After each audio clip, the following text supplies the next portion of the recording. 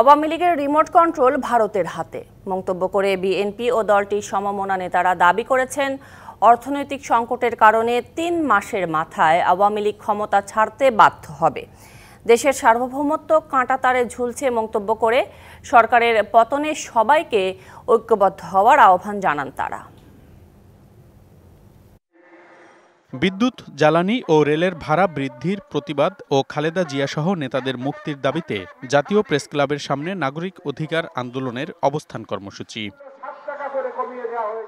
এ সময় সরকারের বিরুদ্ধে দুর্নীতিসহ নানান অভিযোগ আনেন বিএনপির নেতারা। হঠাৎ করে দেখবেন তেলের দাম, পেট্রোলের দাম, অক্টেলের দাম বাড়ানো হলো, গণশুনানির ব্যবস্থাটাও বন্ধ করে দেওয়া হয়েছে। লুটপাট, পাচার, দুর্নীতির প্রভাবে ভঙ্গুর অর্থনীতিতে সরকার টিকে থাকতে পারবে না বলে মন্তব্য নাগরিক ঐক্যের সভাপতির। বিরোধী দল তো সরকার ফেলতে পারলো না, এই বোধহয় 5 বছরই টিকবে।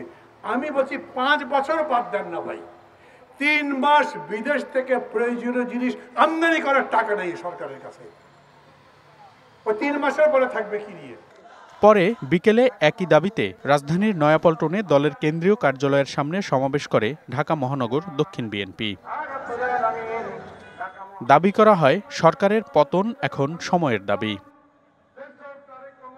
দলটির নেতাদের দাবি, দেশের সার্বভৌমত্ব কাঁটাতারে ঝুলছে।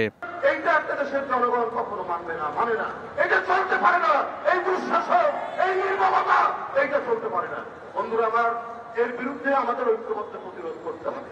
এখনো রক্ত দেওয়ার জন্য প্রস্তুত, এখনো কোর্টে হাজির হয় জেলখানায় যাওয়ার জন্য।